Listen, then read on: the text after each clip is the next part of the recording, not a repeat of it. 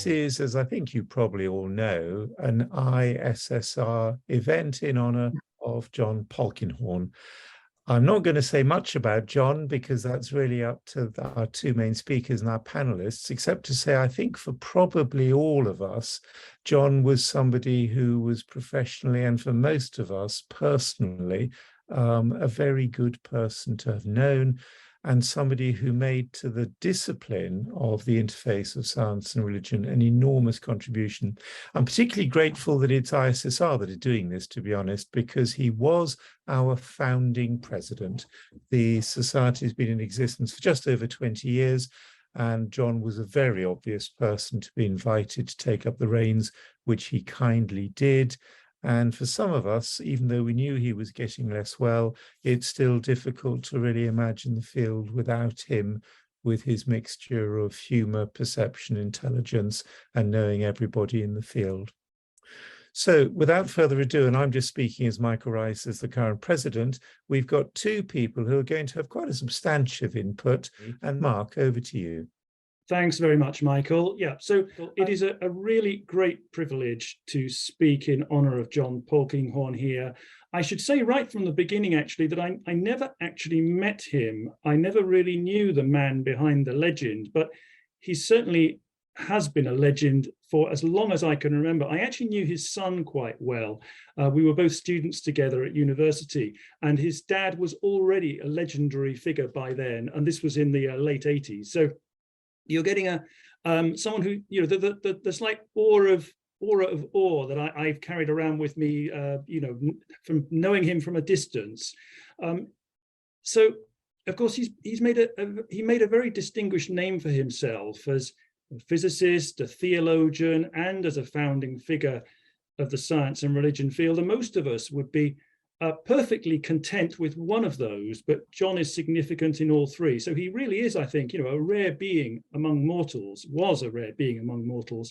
Now, since I'm paired with Michael Velker today, who's a systematic theologian, or I know him as a systematic theologian, and my background is in physics, and some of my current work is in physics, I'm assuming that I'm representing the writings will realize that this is a bit of a joke on one of his best known works as it was published in the US. It's known as The Faith of a Physicist in the US. Okay, so I think to say from the outset, so one of the things most about John's writings has been his reflections on what it means to be a scientist as a human being, especially one who has experienced this kind of compulsion to turn to theology in order to make sense of the science, because that describes exactly my own journey into the science and religion field. And I noticed that there are many parallels between what's happened to me and what's happened to John. And I'll say a little bit more about those in a moment. Now, as I said, to my great regret, I never actually met John in person because I only really moved into the science and religion field in 2012, which was long after his retirement. He had largely wound down his writing and speaking activities by then, so I never got the opportunity to meet him, still less to sound him out on some of the lingering questions I have about his own perspective on physics. And, you know, I would have loved to have told him how central his work had been in my own formation as a scientist theologian. I've realized over the years that many of the thoughts I thought I've had have actually been Polkinghorne thoughts when I've turned to the text, but there you go. That's part of his legacy that we all deal with.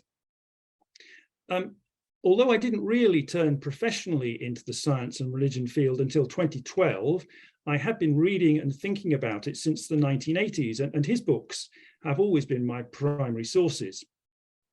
Now, there's a great deal in those books that I instantly find familiar as a physicist myself, but I have to say there's also quite a lot in them that puzzles me.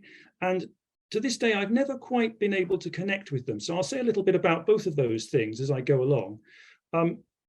Like John, I came to theology and the science and religion world from physics through ordination as an Anglican priest, and also a very formational and enjoyable time as an Oxbridge College chaplain, just as he did.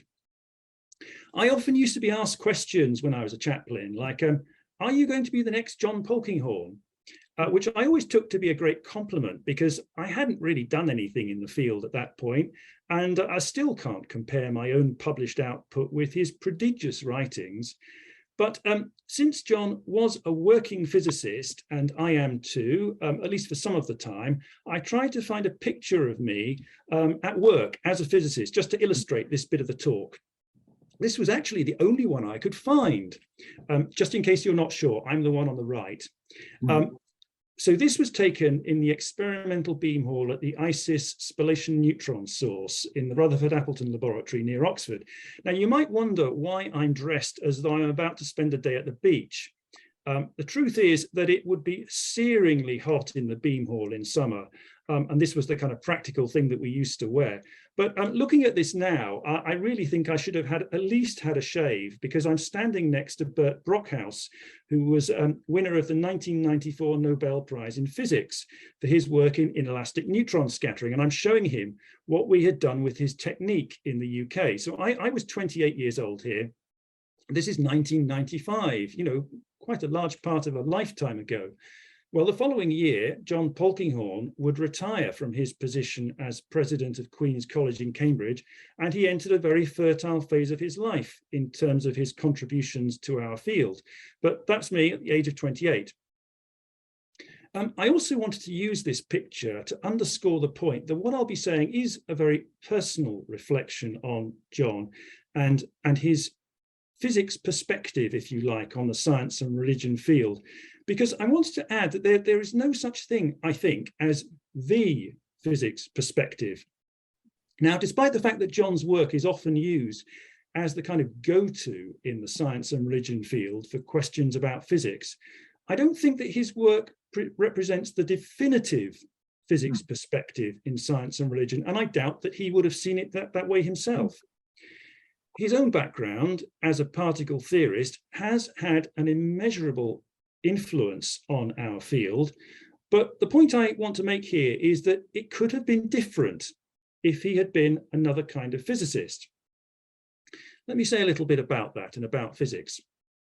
So, like any other natural science, physics covers a huge number of topics, methodologies, and disciplines. So, as I said, John was a particle theorist, and before he turned to science and religion, he made some important contributions to what we now call the standard model of particle physics, especially to quark-gluon structures in subatomic particles. And I've got this picture here, which is a beautifully concise illustration of what the standard model achieves, a description of, the fundamental bits and pieces of the universe on a single page. And I think this is absolutely astonishing. Now, unlike John, I am an experimental condensed matter physicist. I work in an area that's about as far removed from John's as it's possible to be and still be in physics. In common with other condensed matter physicists, I'm interested in what we call many body systems, in complexity, self-organization, and emergence, the kind of things that happen in nature when you get many of these particles together. So, I'm fascinated by the completely dizzying variety of materials that make up our visible world and all of their intricate properties.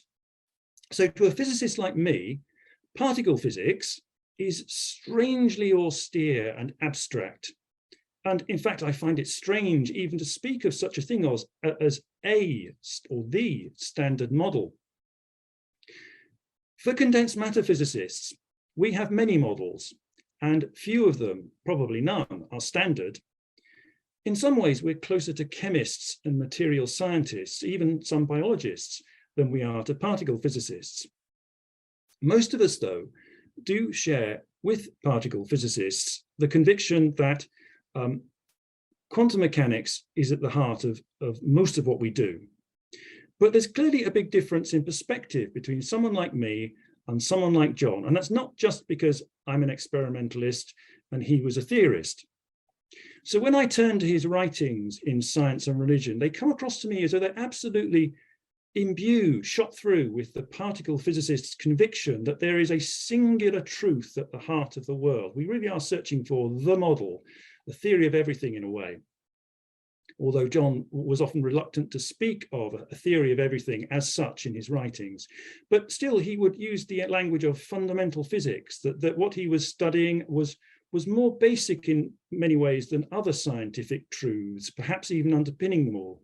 Well, I have to say that I just don't see the natural world like that. And to me, here we go. Nancy Cartwright's dappled world idea is much more the kind of thing that speaks to me about the science I do and the way that the relationships I have with other kinds of scientists. Now, this idea is enshrined in what we call the Stanford School or the disunity of science movement. This idea really speaks to me much more clearly of the world of nature that I know as a physicist and the sciences that I engage with, rather than some kind of abstract, austere, unified picture. And the way I understand it, each of us scientists works in our own little pool of shimmering light. Sometimes these pools merge and we make stunning connections, but for much of the time, we're surrounded by shadows. And all too often, we just don't know how to penetrate the shadows in any systematic way. So we get on with what we can see at hand. The fundamental physicists, though, so the particle physicists and the cosmologists, they seem to be much more bold than the rest of us. They tell us that their fields reach into the shadows, while the rest of us are really much more cautious or timid, at least, to claim anything about the shadows.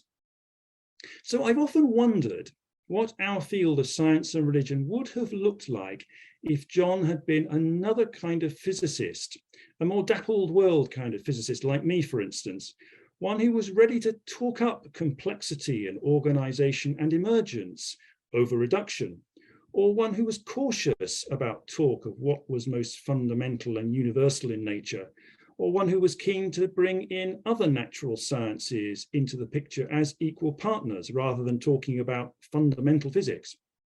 Well, I digress. I mean, the point I'm trying to make is that it's often seemed to me that the view of physics, which is taken as the standard view in science and religion, is actually John's view. It was astonishingly insightful and influential and fertile, but I would love to encourage scholars to push beyond that to new territory, new views of the physical world. A different aspect of John's background as a scientist, which seems to have been much less influential in the science and religion world, but which has always resonated with me, was his self-proclaimed identity as a bottom-up thinker. And those of you who know his works well will remember that he often starts his books with a short section on critical realism, and he'll often mention bottom-up thinking at the same time. Well, bottom-up thinking appears most prominently in his writings in his published Gifford Lectures from Edinburgh from 1994. And these were published in Britain as Science and Christian Belief, Theological Reflections of a Bottom-Up Thinker. And in the US, it was published as Faith of a Physicist, Reflections of a Bottom-Up Thinker.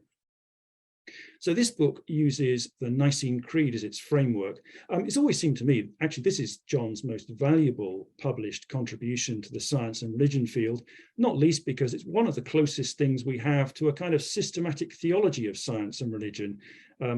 If you look through it, it develops creation, anthropology, redemption, eschatology. You know, it does pretty much everything that a systematic theology ought to do.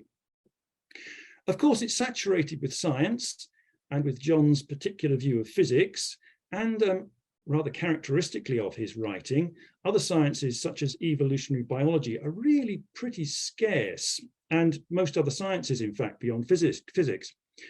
But what interests me about this book, as is so clearly trumpeted by the subtitle, is the way that John uses this material to illustrate his identity as a bottom-up thinker. And I've got a quote here, which is how he explains this stance of being a bottom-up thinker. It is by seeking to start with the phenomena that give rise to the theories that I characterize myself as a bottom-up thinker. It's a natural stance for a scientist to adopt. We've learned so often in our exploration of the physical world that evident general principles are often neither so evident nor so general as one might at first have supposed. Many theologians are instinctively top-down thinkers. I don't deny a role for such ambitious intellectual effort. I'm merely wary of it and wish to temper its grand generality with the questionings that arise from the consideration of particularity. So I guess his point here is what we are familiar with. We might tend to call this empiricism, really, where we hold experience, sense data to the fore as our primary window on reality. So we move in our thinking from evidence-based reasoning to some kind of understanding, which might be revisable depending on the evidence available to us and our interpretation of it. Now, of course, John, in making this point about being a bottom-up thinker, it was pretty clear that he also did quite a lot of top-down thinking too. So I read him as having a kind of gentle evangelicalism, which is evident in the way he treats the Bible in this book, for instance. And I think that betrays a certain adherence to top-down principles, as does his view of the fundamentals of nature that I suggested earlier from particle physics. But it's the way that he develops his own view of creedal statements in the book. So he draws on a bit of science here, a bit of Bible there, and quite a liberal smattering of Moltmann throughout. I think that illustrates his kind of pragmatism, a kind of empiricism in a way, but at least a sort of provisional working Christianity. And I associate that with what he means by bottom-up thinking. And I have to admit that this is very much the way I do things too. I don't self-identify as an evangelical. I don't know if John did either, but I do have the same concern to build upon the data of experience and faith, including that of the Bible, which incidentally is why I spent a decade in orbit around biblical studies before I came to science and religion. So from my kind of broadly empiricist point of view, I've always found that John's writings instantly resonate with me in a way that professional theologians or professional theology often doesn't. I can see instantly where John is coming from, and I can quickly grasp where he's going. But in contrast, despite years of working with theologians, I still, all too often find myself lost, more often than I'd like, really, unable to grasp the starting point or the method, and really longing for some concrete data. So while John's identity as a bottom-up thinker doesn't seem to have caught on as a piece of terminology in our field, I do know precisely what he means. And I find the kind of pragmatism and empiricism that he's referring to instantly familiar and attractive from my background in physics.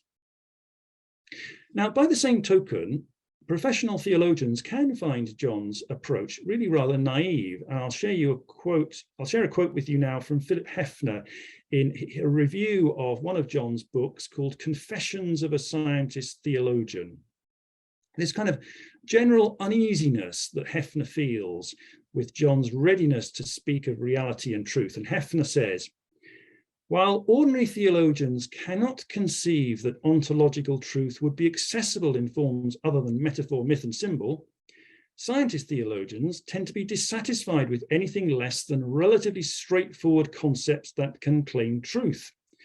Although most theologians are likely to pay utmost respect to Polkinghorne's theories, they are unlikely to honor the kind of realist claims that he and other scientist theologians make for their theories. Pretty strong stuff, really, fighting talk, you might say. But I can see what he means, having spoken to a lot of theologians who have opinions about the science and religion world. I mean, I do agree with Hefner about the way that John reads the Bible. So to me, John does seem to be rather reluctant to engage with the complexities of biblical metaphor and myth and to get stuck into the biblical scholarship. But in general terms, I actually side with John. I think he's right to speak optimistically about reality and truth. And I think that John is right to keep pressing the issue on reality and truth against the cautions of someone like Philip Hefner. And John's search for clarity in theological language, I think, is helpful when metaphor can all too often be used as a rather fuzzy and imprecise refuge. So to give you an example of that, a sort of prime example of John's insistence on clarity in theological language, I really appreciate the way that he warns against the unguarded use of quantum mechanics as a source of mystery.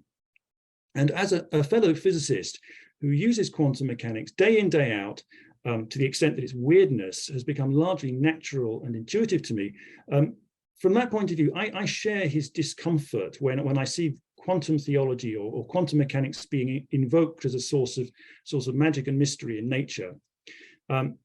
John himself used to refer to this as quantum hype. Here's the last quotation I'm going to read for you.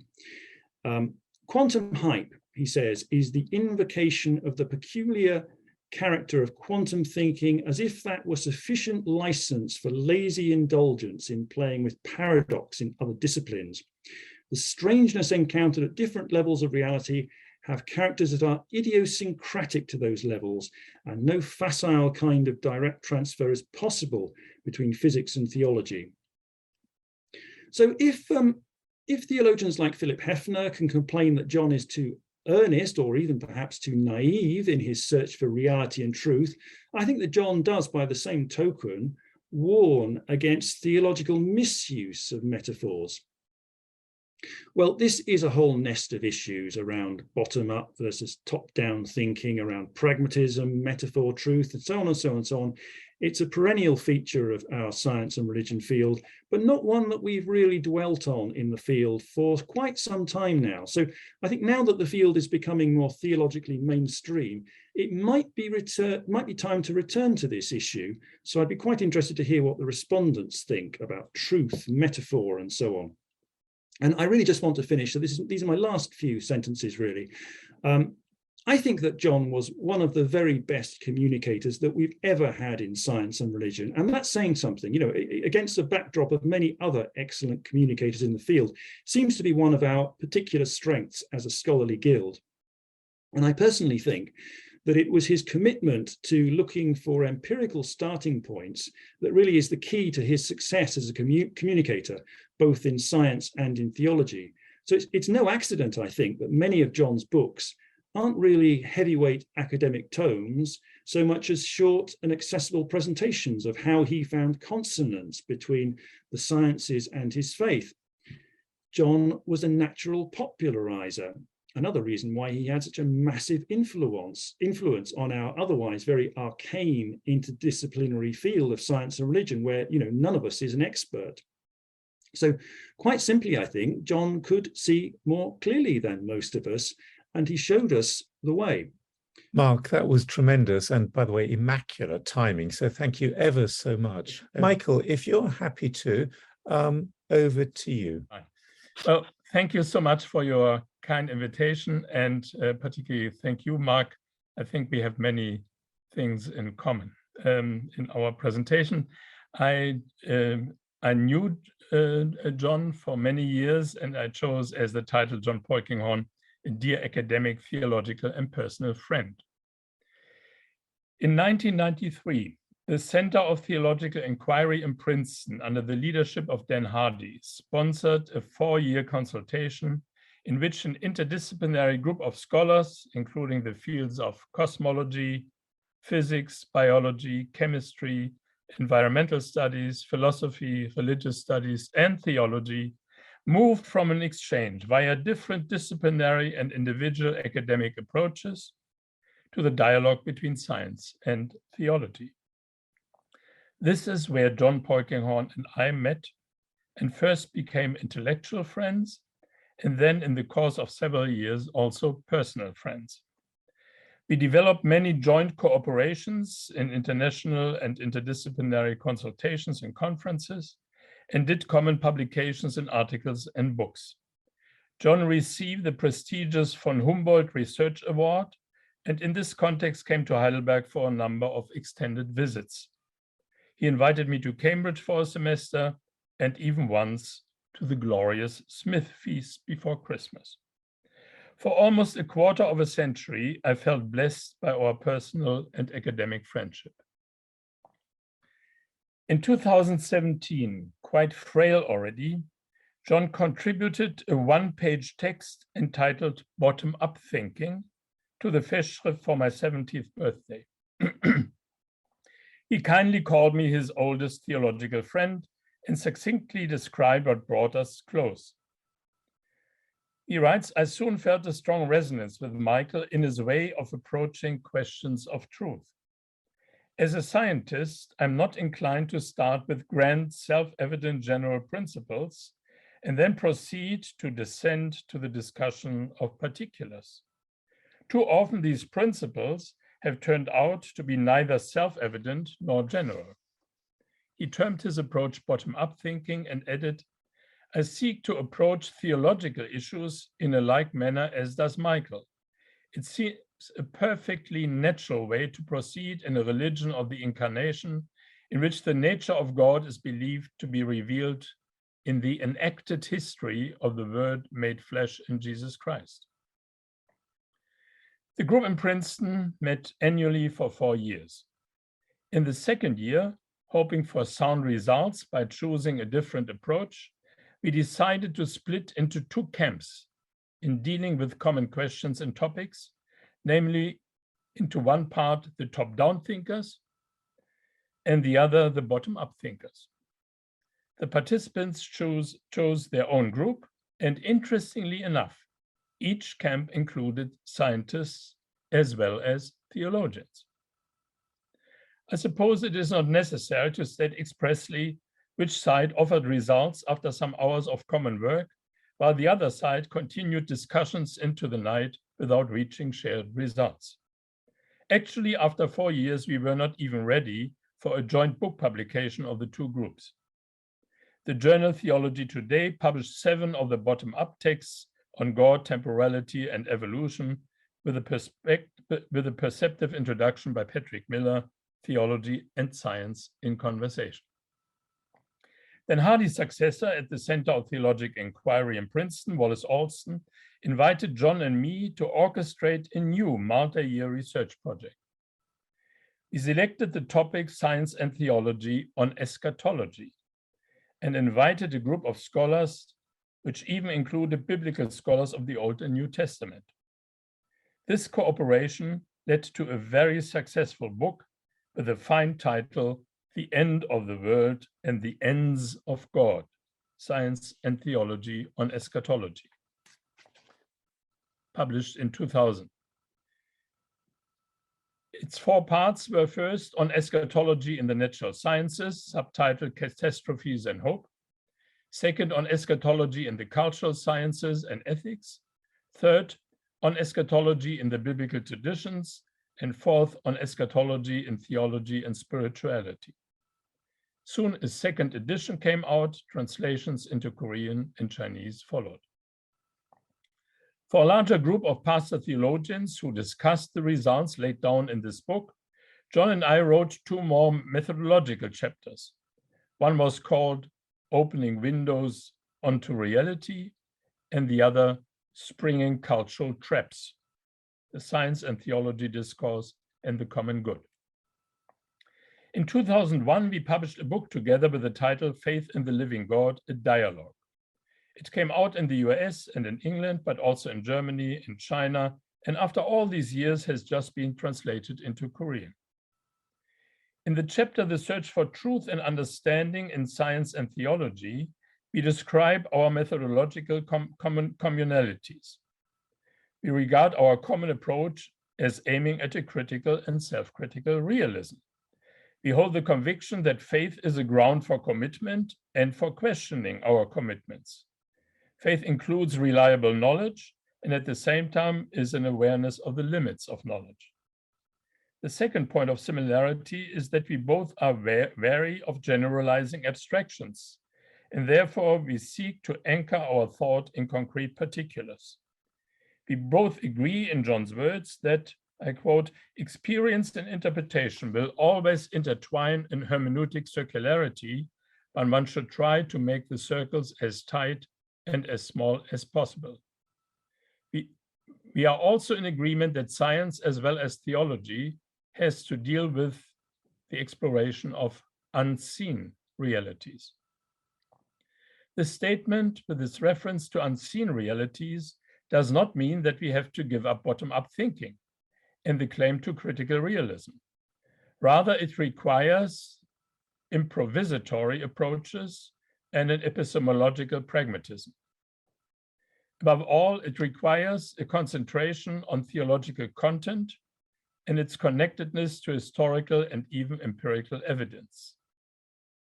I quote John again, "We both seek an understanding of God that is not absolute and abstract, but rooted in the rich experience of Israel and the church, and principally manifests neither in the starry heavens above, nor in the moral law within, but in the person of Jesus Christ crucified and risen.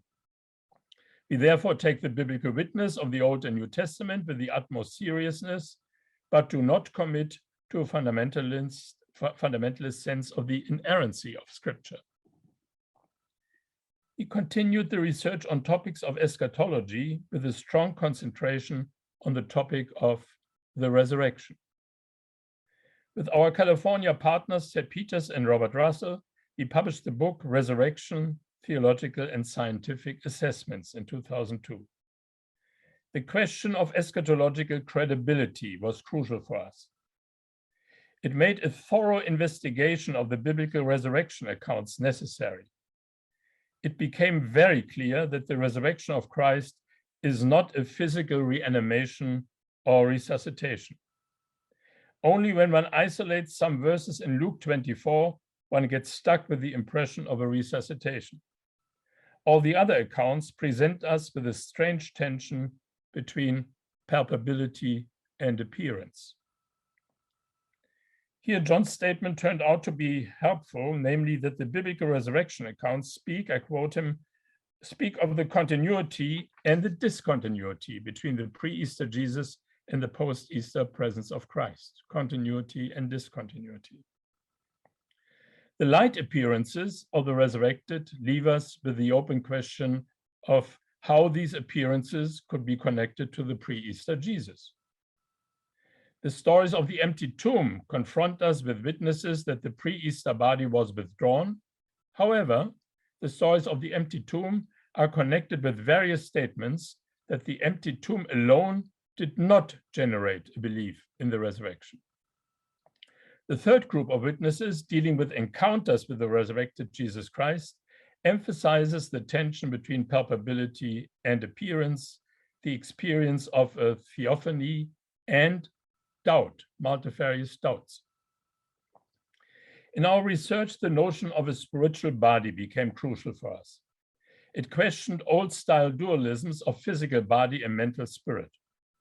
An affirmation of the cultural and historical objectivity of the transfigured body is needed, an objectivity that calls for the participation of the witnesses in the glorified life, a participation that transforms the lives of the witnesses.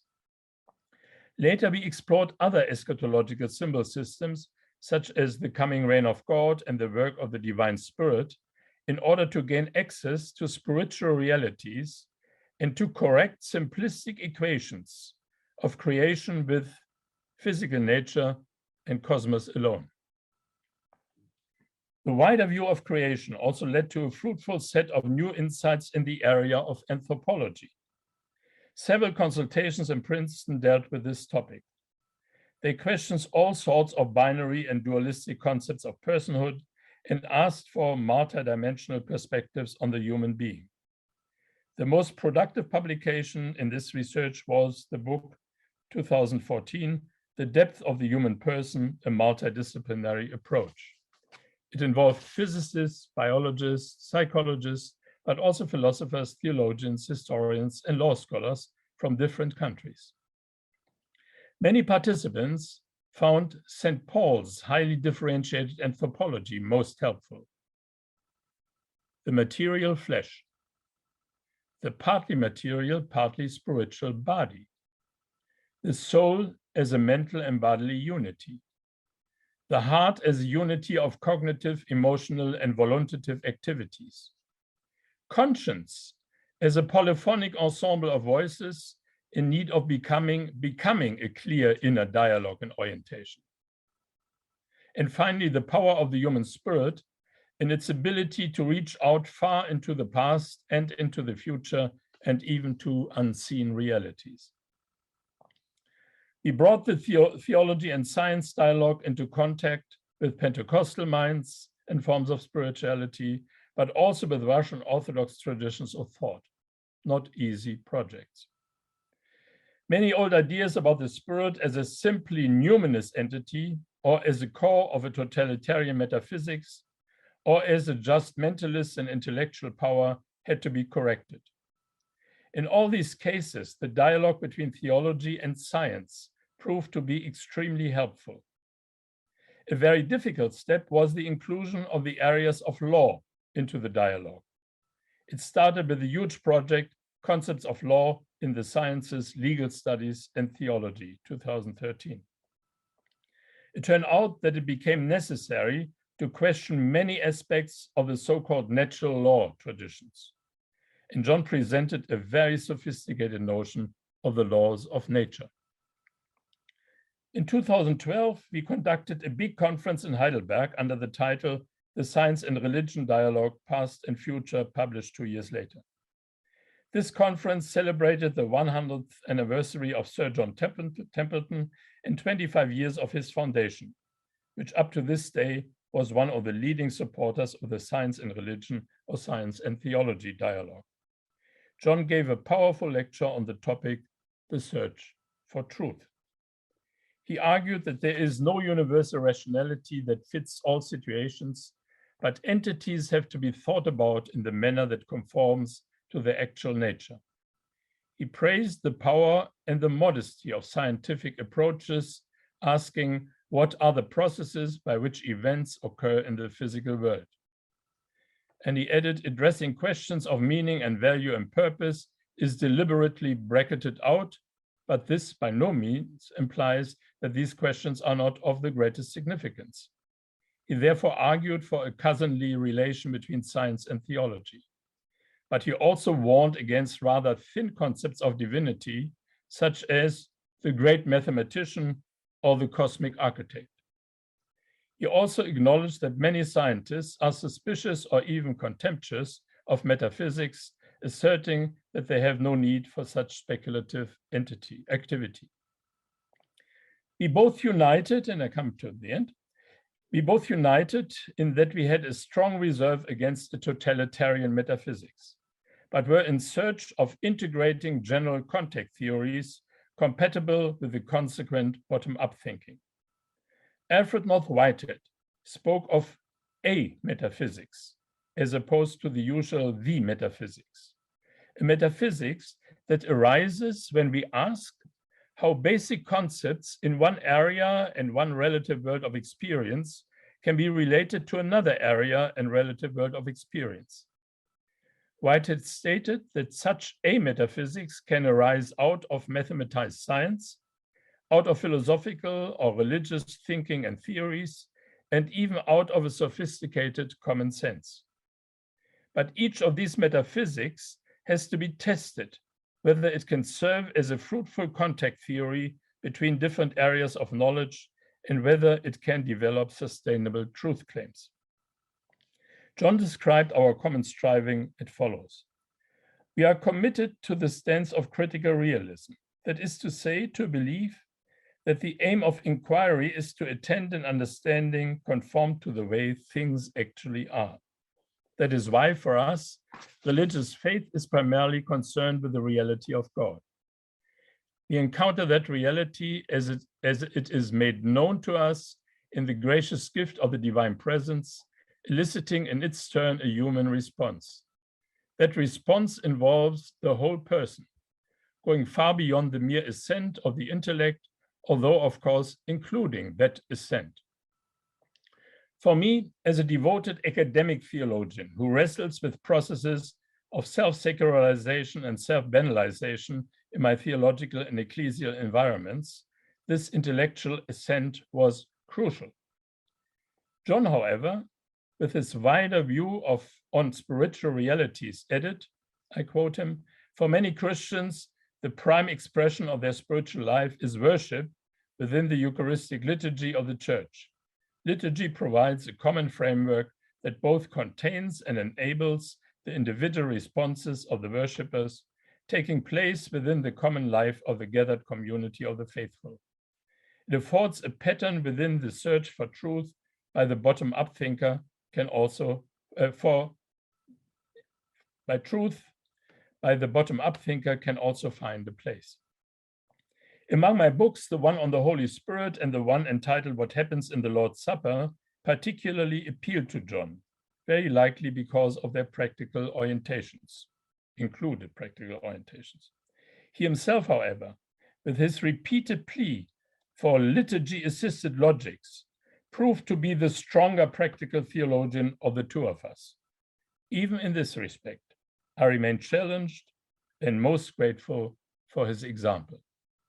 Thank you. Well, that was great and absolutely complimented Mark. There's no magic order for the panelists, so I'll simply stick with the sort of order.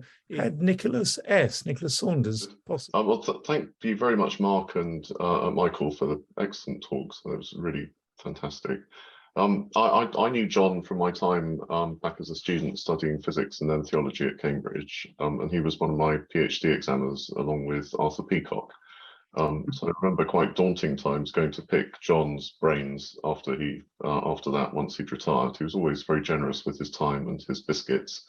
And it was a great pleasure, and it reminded me a lot of hearing Michael Velker speak, because it reminded me also of one of John's slightly mischievous side as well, because in the late 1990s, John and I went to a conference in Germany, which Michael had organised, or was one of the speakers at. And John worked out at this conference that there was a way to trigger the red light on the top of other panelists' microphones so that he could effectively control who it was that looked like they were volunteering to answer questions. And the more difficult the question that came in, he would then choose who he wanted to answer it and volunteer them without them being able to control the fact that they were being volunteered. So it reminded me a lot of he did have that slightly mischievous and slightly sort of mercenary way of enjoying himself at academic conferences. So it's very good to remember that as well. So I suppose to pick up first with a couple of thoughts about Mark Harris's talk. It's very interesting to hear Mark talk about how he sees John's work on theoretical physics influencing his work. I mean, obviously, as Mark said, complex systems like experimental condensed matter are a long way from John's scientific work looking at the Standard Model and theoretical particle physics.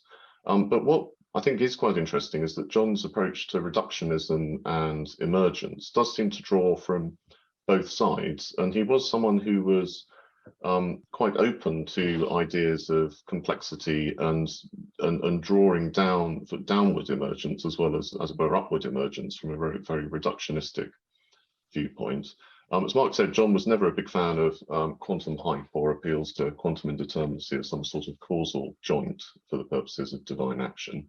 But he was also acutely aware of how little the different levels of explanation interrelate with each other. And he tended to kind of look at that as being either a difficulty in the way, an epistemological difficulty in the way that, because we have a lack of knowledge about how different levels of explanation might interface with each other, or more generally, he was quite open to the idea of it being an ontological difficulty or difference, much like the kind of Nancy Cartwright dappled law type approach. So I think he was quite open to the idea that theories have particular domains of application. So he was not someone who was a sort of bottom-up reductionist in that sense. And one of the points that John did used to make quite a lot is that if it's true that subatomic particles are not in some sense more real than cells or persons or other more complex systems, then they're not ontologically more fundamental than them either. And so he saw emergence as a two-way process. So you might both climb the ladder of complexity, but also you might, as it were, work your way down it. And there's no, on his analysis, there was no more sort of fundamental importance to to entities that were described at that very bottom level than there were at the higher level. And I think that's very much, when you look at his writing about chaos theory, that's very much the approach that kind of underpins some of that, because he makes the point that it is a simple and deterministic system at a very fundamental level, but the random and unpredictable nature of chaotic systems are something that he sees as being something where you can have a two-way traffic, and that is so some of the characteristics of the low-level description of the world and particle physics may be emergent as you move down, and the determinism may be something that is emergent as you move down, and so that isn't necessarily prescriptive for the whole of metaphysics. And so that's why I think a lot of his work on divine action and a lot of his work and his sort of emphasis on bottom-up thinking isn't quite so limited just to him being a kind of reductionist bottom-up thinker. He was far more open to that complexity and looking at complexity from both sides. Yes, I mean that was very much Mark and Michael. I think your talk was an absolute tour de force for the kinds of things that John's considered, and yes, I mean I really nothing but admiration for that as well, and thank you both very much. So that was really appreciated. Father Nicholas, do you want to come in now? You had the most distinctive writing relationship with John. So... Well, no, thank you very much. And thank you very much for inviting me to this. I met John first, I think, in 1973, when I was an undergraduate studying mathematics at Trinity College, Cambridge. But the maths had a significant element of theoretical physics, and we were slightly precocious. So we went to lectures that were beyond our years as well as that were in our years. But John was also quite an active presence in the College Christian Union, and he just had such a lovely winning smile and such an engaging manner. So I was very much captivated by his personality, I think, both as a teacher. I had other amazing mathematical and scientific teachers, but also just as a shining personality. And then we slightly lost touch after I graduated, and then he became chairman of the Science, Technology and Medicine Board of the Church of England, and invited me to come and serve on it. And I started becoming his web presence. And we set up a polkinghorne.org site, of which the most interesting bit was that people would send us questions from all over the world on topics to do with science and religion. I would give a preliminary response, fax the question and the preliminary response to John, who never connected to the internet directly. And then he would add his comments, and we would then post these comments with all personal details removed on the website, so that there was a sort of spread of these things and other people might look at them. And then a publisher approached us some years later and about making a book from this. So we made a nice little book called Questions of Truth, which was 51 questions and responses on science and religion. And we had a big fight with the publisher. He wanted to call it Questions and Answers. And we said, absolutely not. These are responses. These are our thoughts about your question, but other responses are perfectly possible. And it gave us the opportunity not only to revise some of our responses a bit, but to write technical appendices. And we had three: one on astrophysics, one on neuroscience, and one on evolution. And we benefited from input from some real experts in these fields, because those are obviously fields that are a little bit rather beyond our direct competence. And I think I mentioned that partly because it was a lovely experience, and it is actually, I think, a very nice book. There's a hideous misprint in the middle, which we've never managed to get the publishers to correct. And we launched it at the AAAS meeting, and then we had a launch at the Royal Society with Honora O'Neill chairing, and this is a photograph from the panel. And I think it's fair to say that John, Mark, I see where you're coming from. And I think, if I may say so, your perspective is made a little harder, A, by not having known John personally, but also it's worth reflecting that John's experience of particle physics was, over the pretty early days. I mean, of course, he worked with Dirac. He wasn't quite in that generation. There's a lovely book of his called The Rochester Roundabout, which is about the early days of particle physics and how basically everyone was trying to figure out this stuff. we have a standard model now, but when John started particle physics, it was all completely unclear what was really going on. So I think it's fair to say that when he talks from his experience as a theoretical physicist in some of his, things like the Gifford lectures, I don't believe for one moment he ever thought physics is the only or the most fundamental piece of science, and everything comes up from particle physics. When he talks about being a bottom-up thinker, he absolutely does not mean you start from particle physics and you go up like that. He means, of course, that you start from observations and experience and data, and then you try and make sense of it, which was very much what was going on in the early days of theoretical physics, and of course what has to go on in all science. But he was intellectually completely clear, and perhaps the fact that we wrote these 3 appendices make it clear that there are many other really important scientific fields, that they're clearly all at some level aspects of one bigger and wider reality and truth, but one which we can only access partially. So I think I can defend him quite strongly. I won't go any further against, charges of either reductionism or of sort of, how shall I say, sort of philosophical and scientific imperialism. He was just talking about the aspect of science that he knew best. And it was lovely to collaborate with him. We didn't write any other books. I'm not a professional academic. I have a sort of day job that involves advising big companies.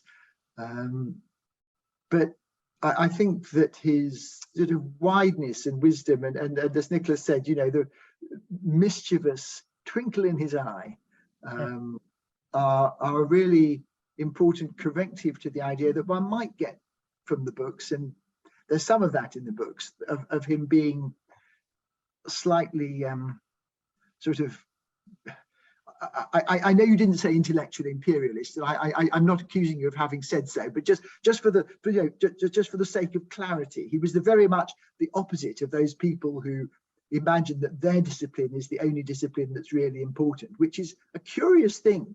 Biologists, economists, physicists, everybody seems to think their discipline is the only really important one, and the others don't matter if you push them too hard. And I'm sure John never thought that about his discipline or anyone else's. Nicholas, thank you very much indeed. And you may win the prize among those of us present for the person who knew John the longest. Fraser, you knew him for quite a good chunk of time. Let's have Bethany first, and then we'll come to you last, Fraser. So, Bethany. I had the privilege to meet John on a couple of occasions, usually as a result of the work of the Faraday Institute. And so I remember my very first time coming to England as a master's student, coming to one of the week-long workshops that the Faraday Institute was putting on.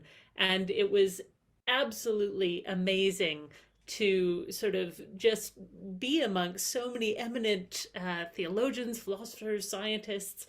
And Mark, you mentioned his grand communication skills. And my recollection was that when it came time for his lecture, he simply walked up, no notes, and spoke fluently for an hour without pause, without stumble. And introduced me, who was brand new to science and religion at the time, to wonders like the mystery of the boiling kettle, whether it's, a result of electrons running through, or whether it's simply, I want tea, and these different levels. And he was just so wonderful at creating pictures that sat in your mind for years afterwards, in my case, as someone who in just a few words could open up whole new sort of vistas of exploration. Mark, you'd asked us to think a little bit about truth and metaphor in his work, and I don't remember him identifying himself as evangelical, but I do remember him identifying himself as an open theist. And I sort of think of how consistent that is with sort of a bottom-up view. So where process theism begins with philosophical ideas, and even classical theism, you could think, starts with philosophical propositions about God that are then worked out. Open theism, at least in the adherents' own articulation of their views, starts with saying, well, God seems to change God's mind in the Bible a lot, and there seems to be God answering prayer in our experience and in our readings of Scripture. And so working from there up to a vision of God is really consistent with that sort of bottom-up approach that we see.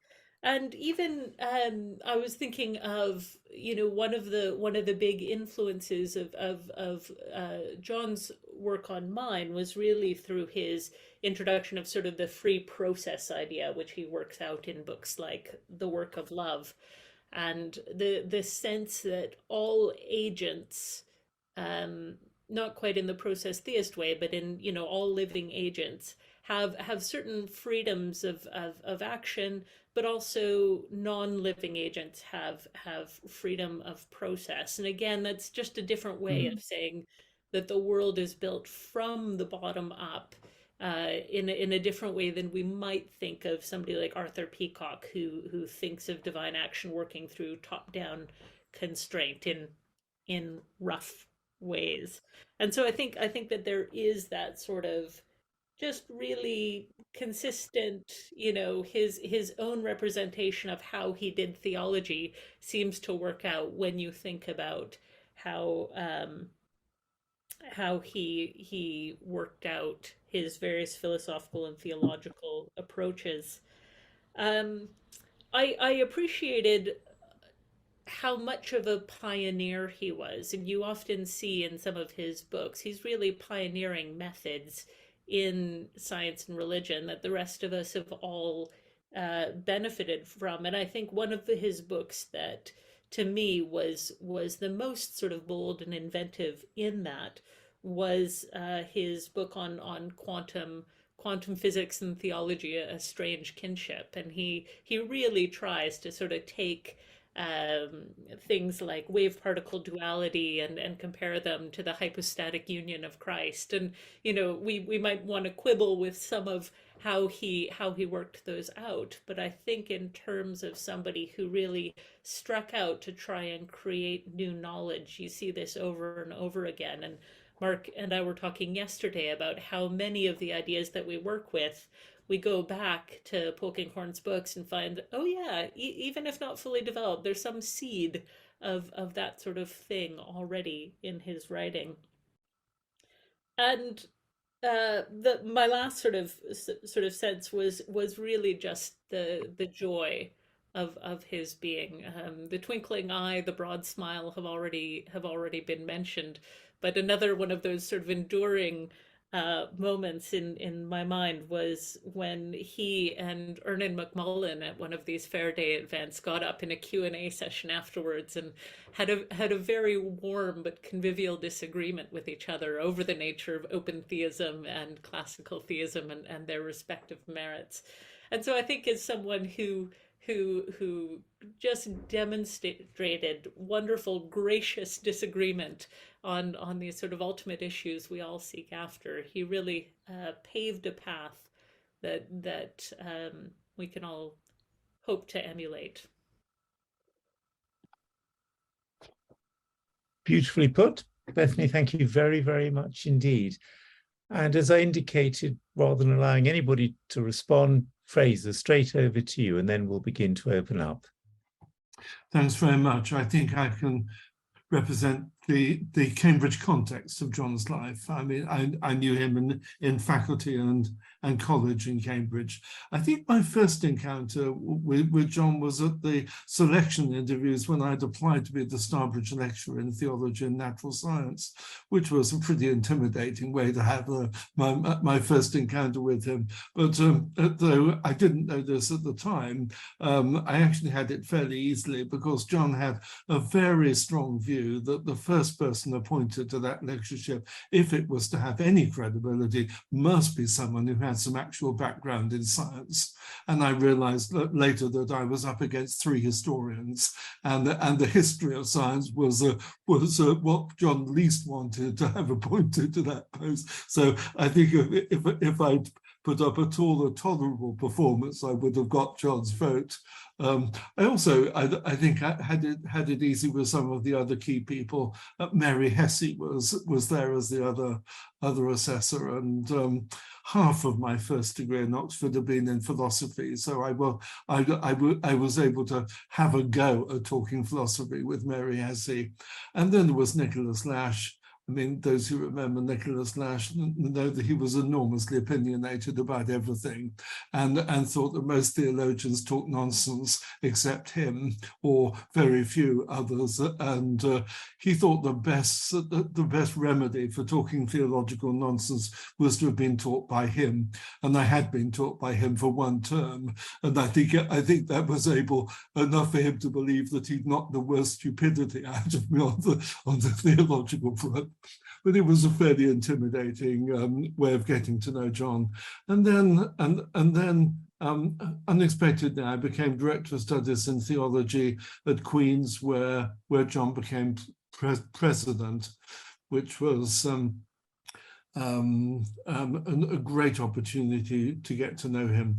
Brian Hebblethwaite had been the Director of Studies, continued in his faculty position, but for various reasons chose to withdraw from his college responsibilities. And John and I very often had coffee together after lunch in college, and that was a lovely opportunity to get to know him. And I probably had the opportunity of listening to John's frank opinions about people more than most people have, which was very interesting. And I think there was always a kind of tension in John between his enormous kindness to people, which was unmistakable, but also his impatience with many of his fellow human beings. And that came out in his remarks. I mean, there was one particular theologian who I won't name, who he felt lacked the clarity of mind that he admired, and he complained about whenever this person started speaking in a conference, a sense of fog descended over the whole conversation, and John found that exasperating, and he expressed his views about that quite clearly. And it was always interesting as well talking about Stephen Hawking, who I think John has supervised his PhD. And remarks about Stephen Hawking would usually begin rather grandly with John saying, "The trouble with Stephen is." And I don't think there's anyone else who could begin remarks about Stephen Hawking in quite that way. So I was, I had the privilege of getting to know some of John's often private thoughts about other people in the field. I was always struck by the enormous clarity of his thought. When I was first appointed to the Starbridge lectureship, I was sort of reading myself into the field. I hadn't really done much in science and religion. Astonishing that I was appointed to that post without much background in it, apart from one book on psychology and religion. And so I read John's books as one of the sort of primers. And I started trying to make notes on them. And I found they almost defy making notes because they are so beautifully clear and concise in themselves. You can't sort of weed out the padding and just sort of note down the key points because they're pared down to the bone anyway. They're very readable, but there's no padding at all. It's quite an interesting writing style. And I wonder whether John's distinctive writing style arises in some ways from his having made his career writing equations. I mean, there is a translucent clarity about John's prose style that in some ways reminds me of the translucent clarity of Benjamin Britten's musical scores. I mean, there is something. There's nothing opaque there. I mean, John always knew exactly what he was thinking and expressed it clearly and could do so at the drop of a hat.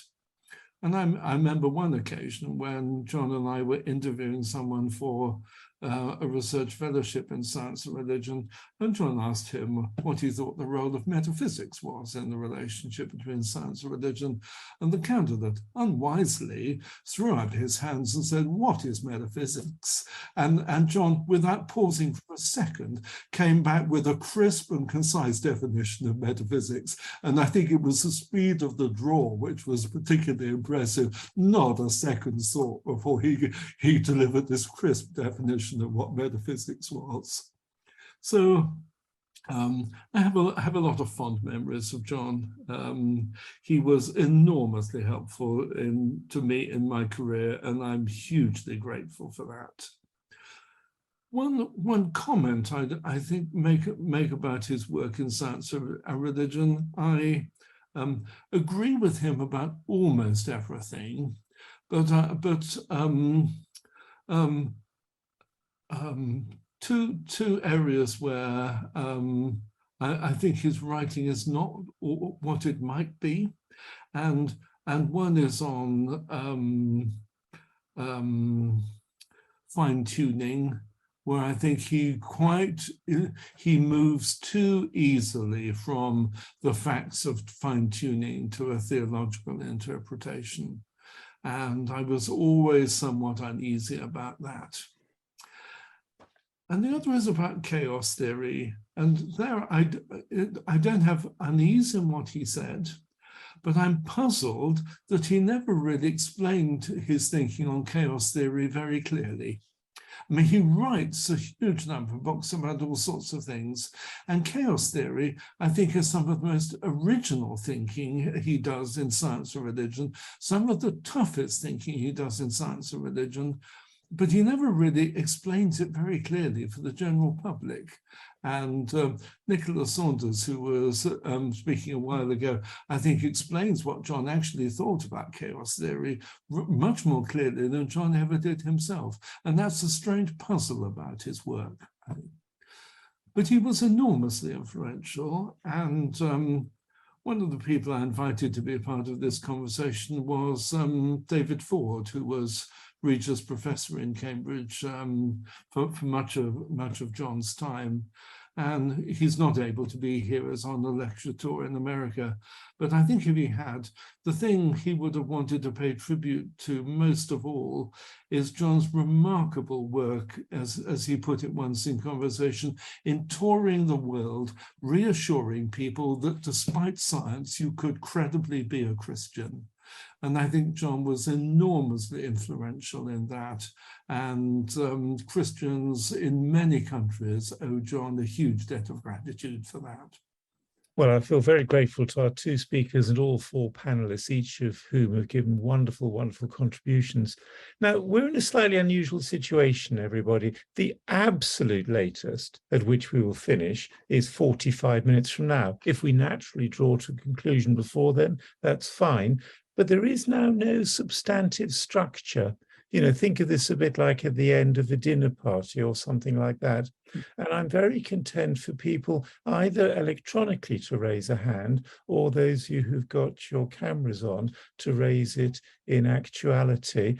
And people might want, thank you, Bob, I'll come to you in a second, people might want to make personal reminiscences, as quite a bit of what Fraser said was about that, or they might want to make professional or academic points, or they might want to ask a question or respond in some other way through making a comment to what they've already heard.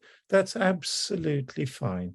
So, Bob, I hope you were about to want to contribute something, because I'll take you, therefore, as the first person. Bob.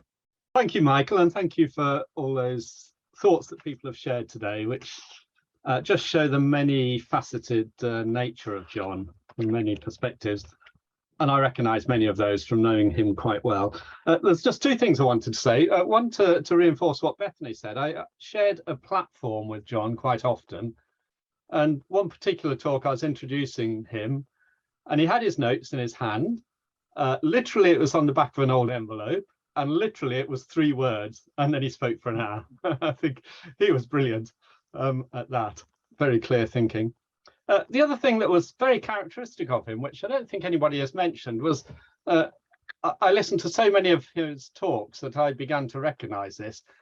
He would often talk about the life, death, and resurrection of Jesus. I don't know if people noticed that, but he used to say it as if it was one word: life, death, and resurrection. He said it so often, unhyphenated, just one word. And that was very characteristic of him, and it actually showed his core Christian belief right there in that one phrase, it sounded like. And I really appreciated that. He'd been talking about some complicated scientific thing, and then he said, but of course the important thing is the life, death, and resurrection of Jesus. So that's just my ha'porth of contribution. Thank you. Bob, thank you so much. And various people are putting good comments in the chat. You don't have to say them out loud, but some of you might wish to have a chance to elaborate on them orally. While people are waiting, could I just mention something I forgot to say in the talk? When we did those technical appendices, we stuck our necks out on a couple of scientific topics. We were quite skeptical about cosmic inflation.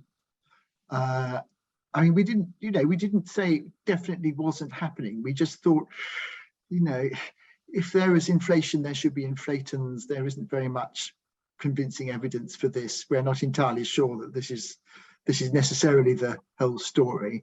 And we were really quite skeptical about string/M theory. In retrospect, I think those were quite bold calls for 2009, when both of those ideas were very much reigning in physics. I suppose M theory was beginning to crack. Lee Smolin had written The Trouble with Physics. And I'm really rather relieved I think it's fair to say that in 2022, it's by no means obvious that we got that wrong. Certainly, as far as to my knowledge, there's been no convincing confirmation of, that the missing pieces of inflation don't seem to have turned up. And people are much less convinced that string/M theory is the only right way of looking at the universe. So in my case, it was probably dumb luck. But I think one of the things John had, if you've been around particle physics for a long time, you kind of knew when things smelt right. And he wasn't convinced that those quite smelt right. And we'll see. Mark.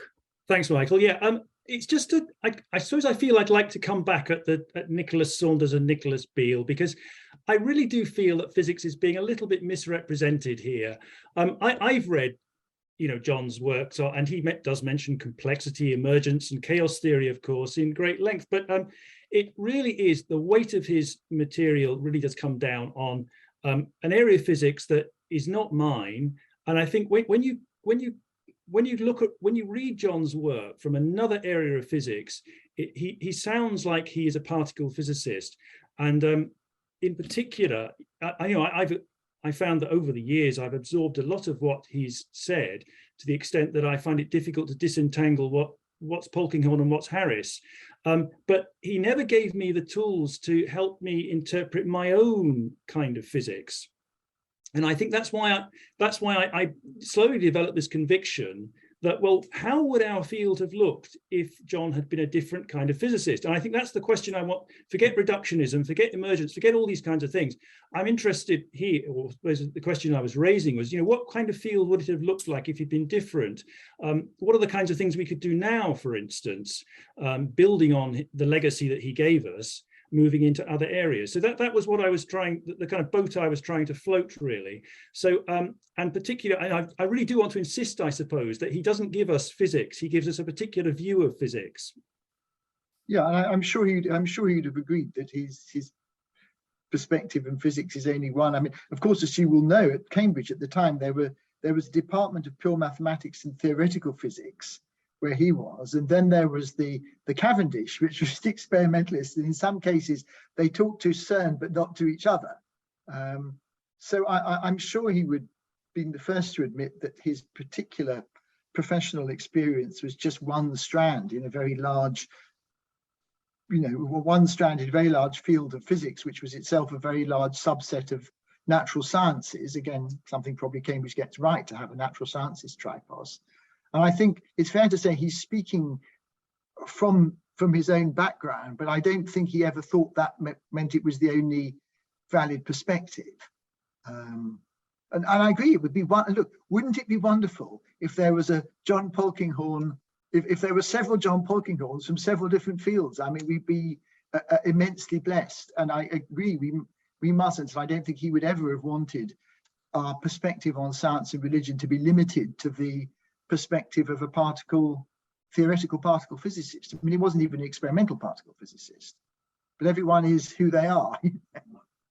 And I hope I'm allowed to say, because Fraser, in his account of the interview, which I hadn't heard before, so thank you for saying it. And I don't know whether to feel more sorry for you or for Nicholas Saunders in terms of the circumstances under which both of you had early meetings with John, in terms of being examined for a job interview, or examined for a doctorate, or interviewed for a job interview.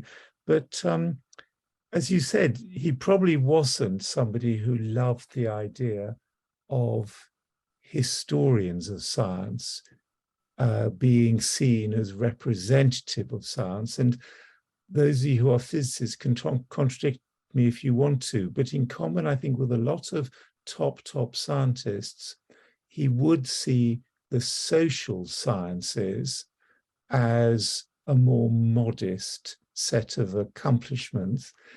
And now that we're getting more people working in science religion, the obvious fields being we're getting more people in these with strengths in ecology, and yourself, Mark, in earth science, and many people in evolutionary biology, it is broadening the field, which in those early days, 40 years ago, when he really was one of the founding fathers, inevitably could not be the case. And I think you're right, Mark. There are, sort of founder effects. The individual that colonizes the island has a particular set of consequences for the future of life on that island, which ironically only a good historian can subsequently probably begin to decipher. And can I pick up one thing that Fraser said? Because I was thinking the same thing you mentioned clarity so often, Fraser, and other people had said the same thing, this extraordinary ability to not only write, which, many of us eventually can get writing that's reasonably clear, but just to speak beautifully, often without notes. But he did have very firm views about certain things. And I remember when I was training for ordination, so it's about 33 or 5 years ago, John, typically of him, generously giving over a chunk of a Saturday to come and teach us superbly. But when he was asked about the anthropic principle, he had no sympathy for those people on the course who were beginning and struggling to articulate a view that was different from the one he held. He genuinely thought that alternative perspectives were wrong. And as you say, he saw a particular set of inferences following from so-called fine-tuning and believed that others were mistaken, and was quite happy to tell loads of people who were young ordinands what was right.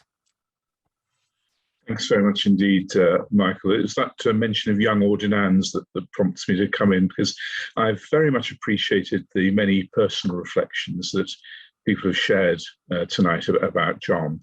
And my own encounter with him was in precisely that context of being a young ordinand who pitched up in Cambridge, fresh from taking a doctorate in chemistry, in fact, and by chance found himself affiliated to Queen's College at precisely the moment when John went there to be president, leading to having one-to-one tuition with him for a course in science and theology that was being taught in Cambridge at that time for the Tripos.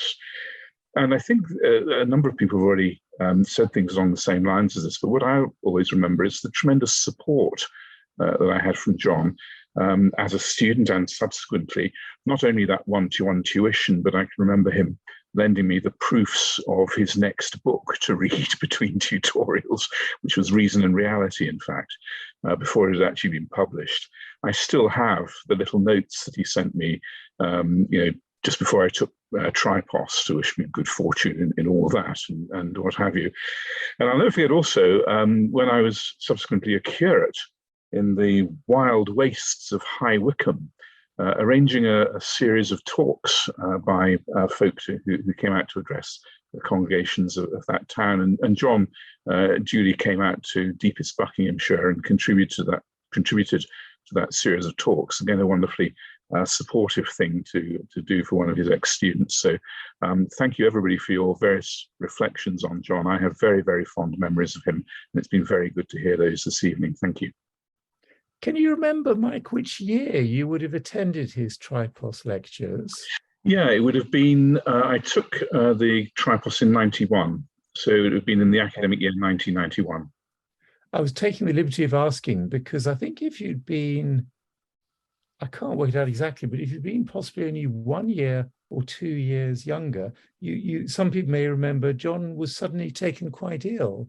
And rather to my surprise, I was the person asked by John to give those lectures for the term or 2 terms, I can't remember, which might be a sign of just how ill he was, that I was the only name you could dredge up. But thankfully, unlike the habit several of you've mentioned of the 3 words on the back of an envelope, thankfully, his lecture notes were written out in great detail. So not very surprisingly, I used them verbatim when talking about physics.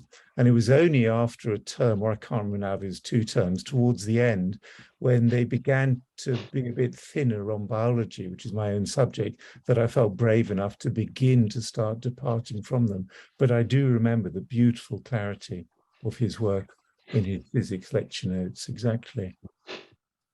It's a fairly small point and a response to your comment about the broadening of the field. And I think science and religion did start by being work on the interface of physics and Christian theology, and the sciences have broadened out. But I think John was entirely supportive of appointing myself as a psychologist to the first Starbridge Lectureship in Theology and Science.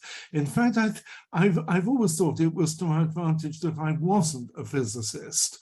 I think he probably thought that a physicist wouldn't be able to add anything to what he'd already done, really, on the interface between physics and theology, whereas he was keen for the field to broaden out. He wanted a working scientist, but he was very happy for it to be someone working in a different field of science from where he was himself. Very supportive of that. Nicely put, nicely put. Can I tell one more anecdote? I've told Fraser this in the past, but I can't remember if I've told any others of you. When John was, it fits in with the point mentioned about a sort of evangelical strand to his personal understanding of Christianity.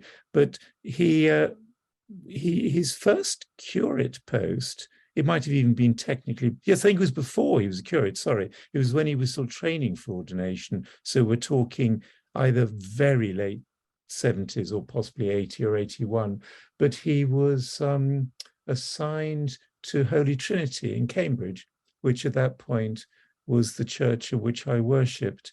And I remember very well that his sermons were wonderful because, again, they were beautifully clear, but he was very happy to ask questions, actually. And one of the questions I remember him raising in one of his sermons was about the possibility of the existence of purgatory.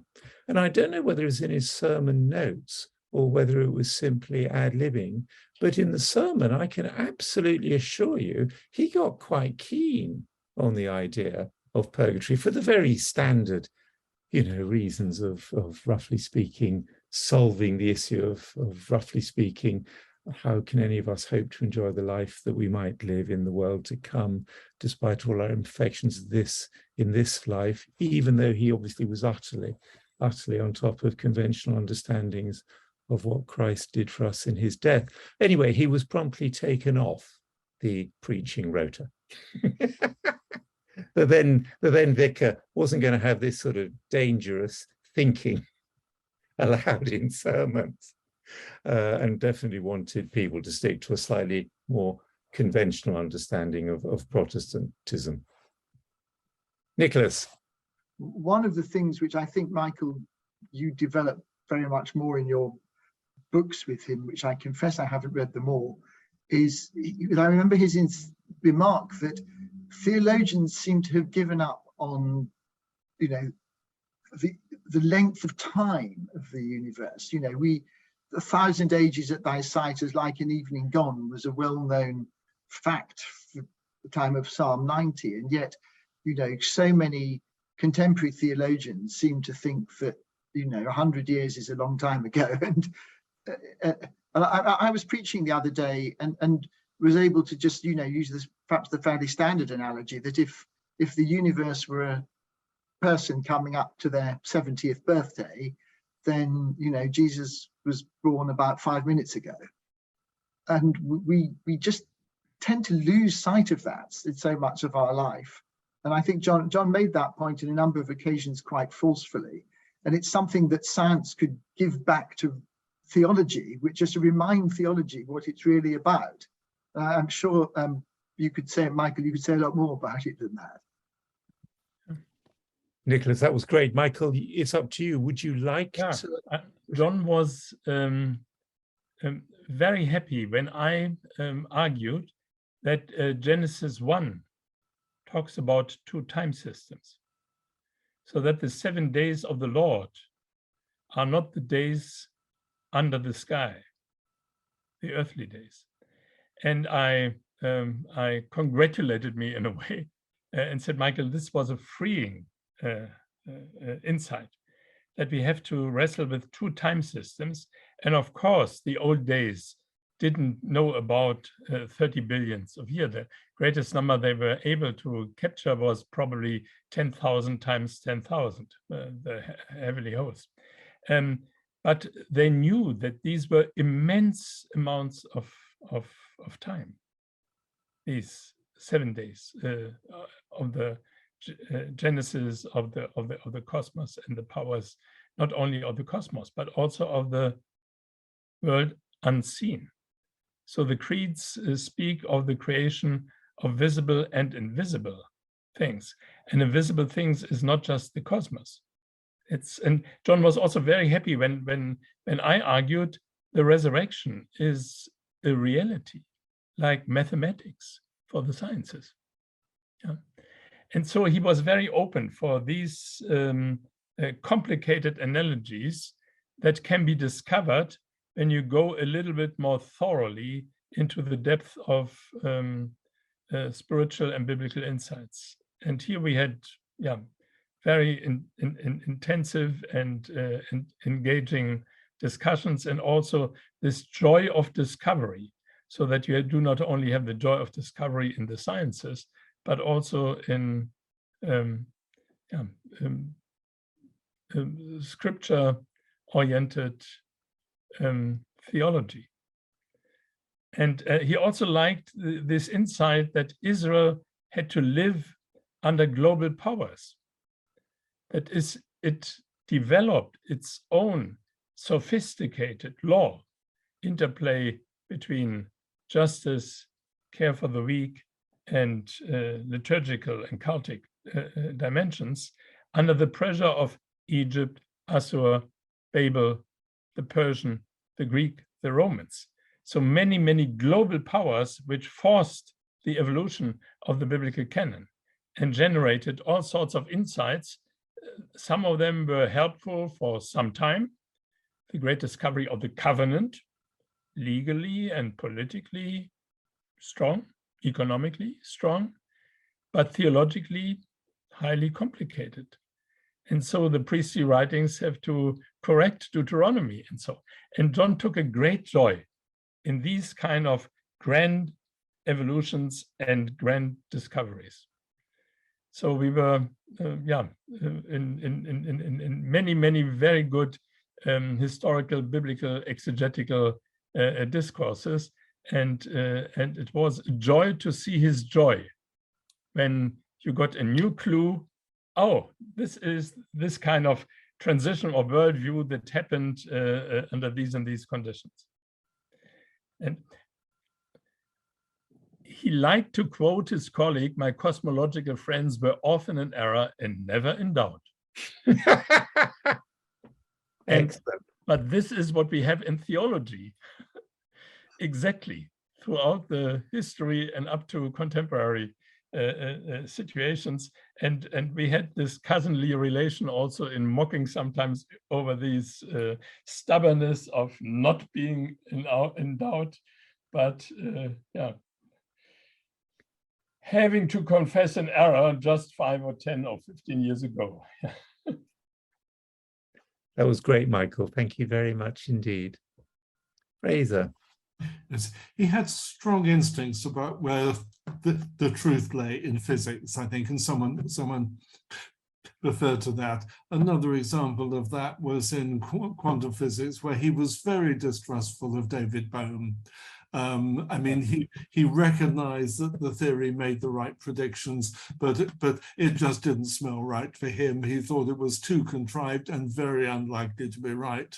And another interesting case, and I don't think people have referred to this, and I'm not sure that John wrote very much about it, is about time. I mean, he was very skeptical about the block universe idea, and thought that the common sense idea was that there was linear time and that flowed from the past into the future.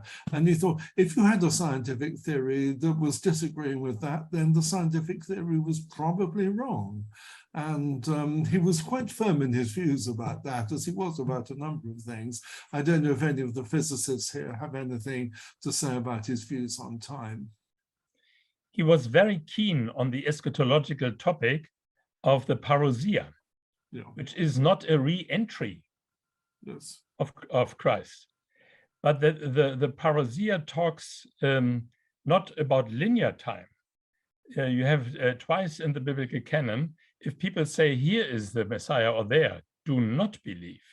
And if they say, this end time catastrophe will happen there or at this time, do not believe.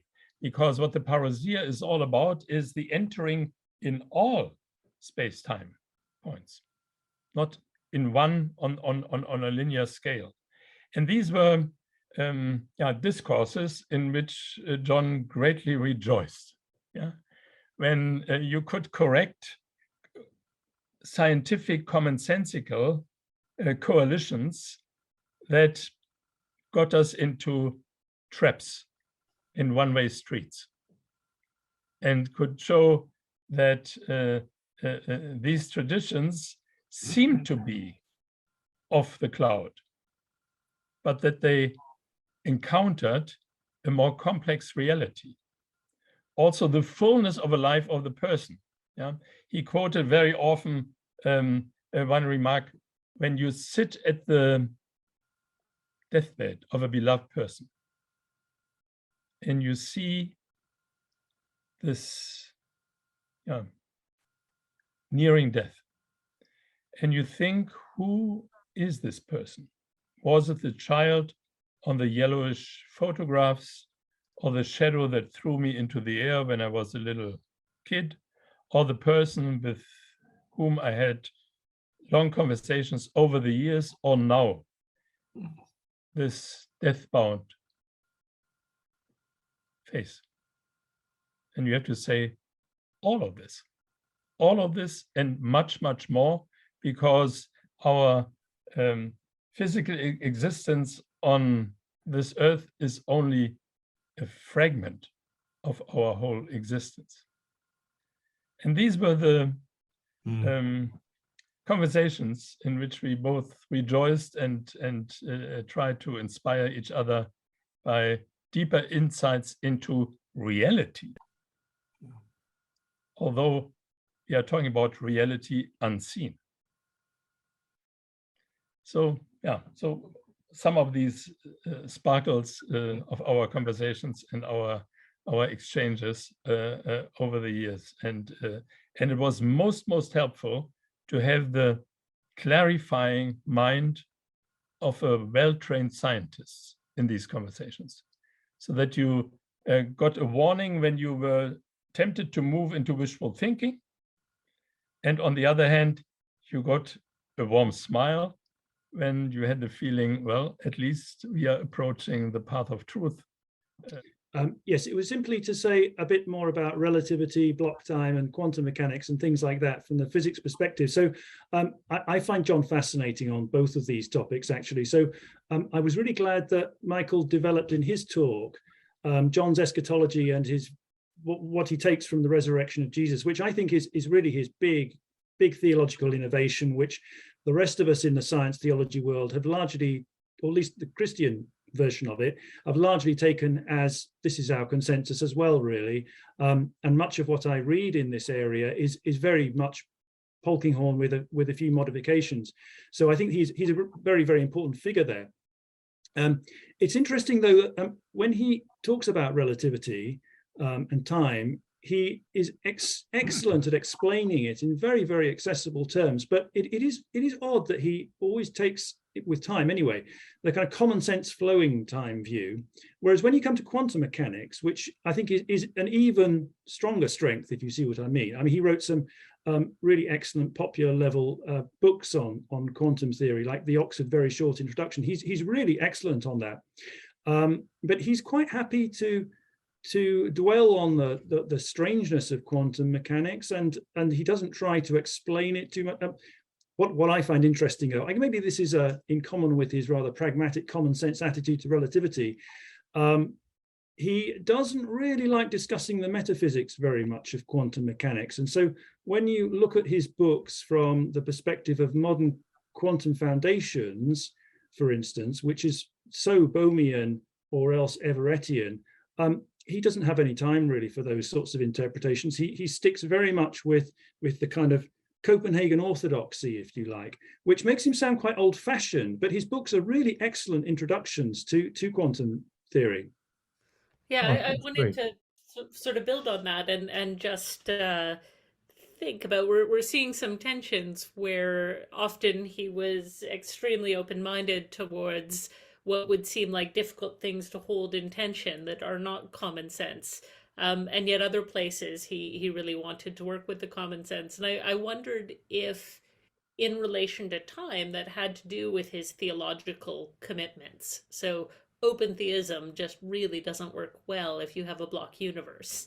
You know, it's much harder for God to both respond and answer prayers in the way that he thought if you have, again, a block universe. And so I wonder if that's one place where we're seeing the theology really sort of determine the physics.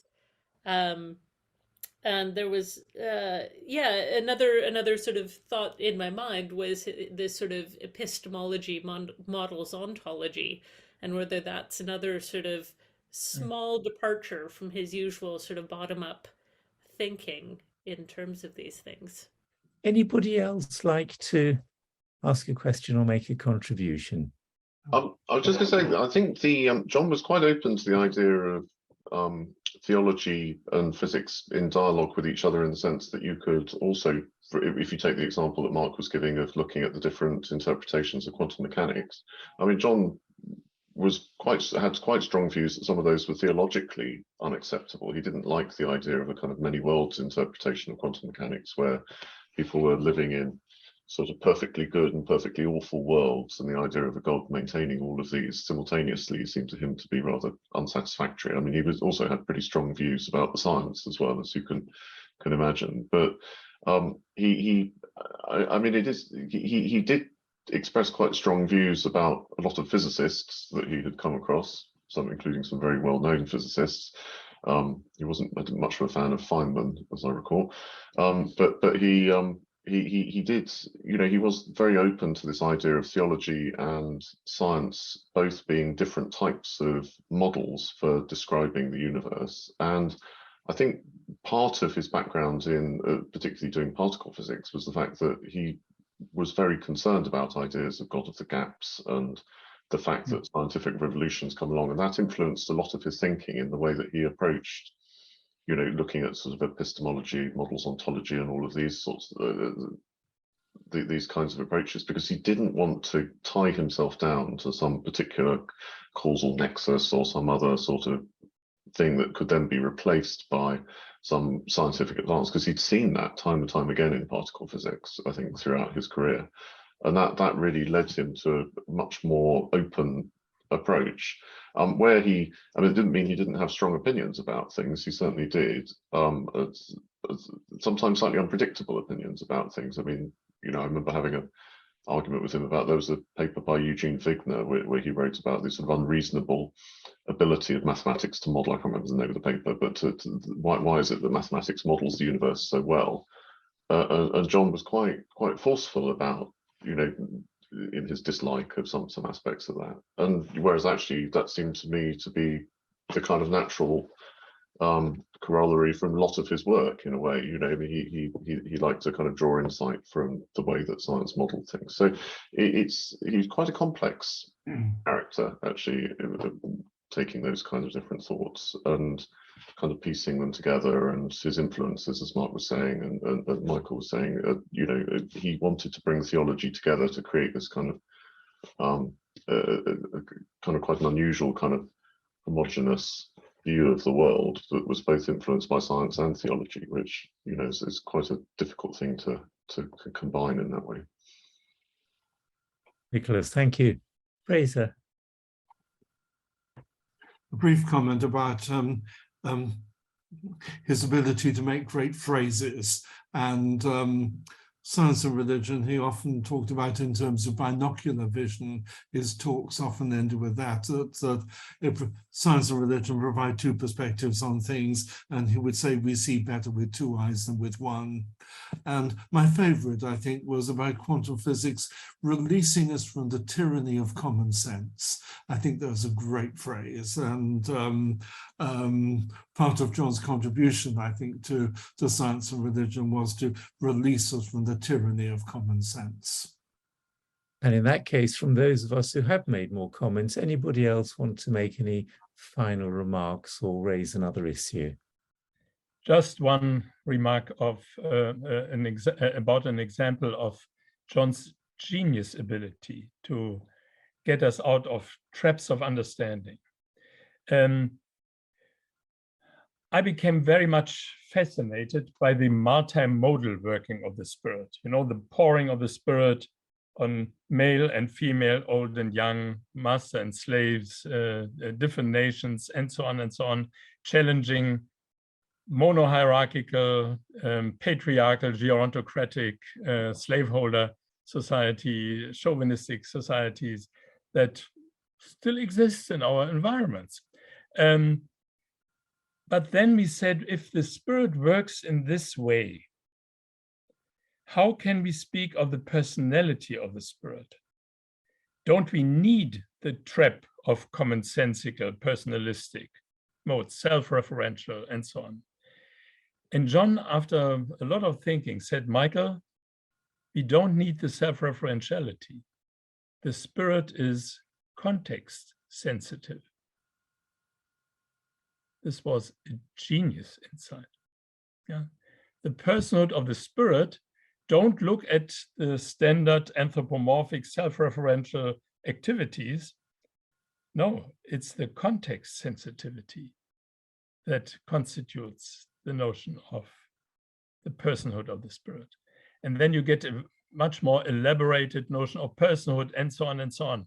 So these were insights that exploded standard common sense thinking and brought us on new levels of search for truth and insight.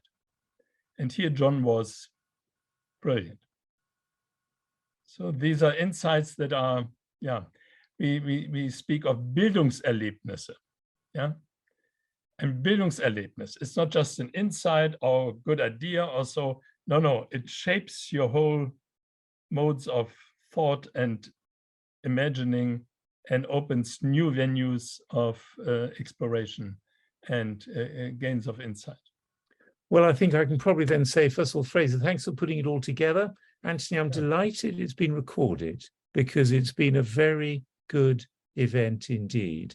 And that will be a way of keeping a particular record of it. Huge thanks to, obviously, Michael and Mark for quite substantive inputs. And then to our other four contributors, Nicholas, Bethany and Fraser, for your contributions, and to the rest of us for chipping in, asking questions, bringing up reminiscences, and I've enjoyed it. So thank you to everybody very much. Thank you for your leadership. Well, very kind of you to say so. And I think that genuinely draws this evening to a conclusion. Keep well, everybody. See many of you soon. Bye.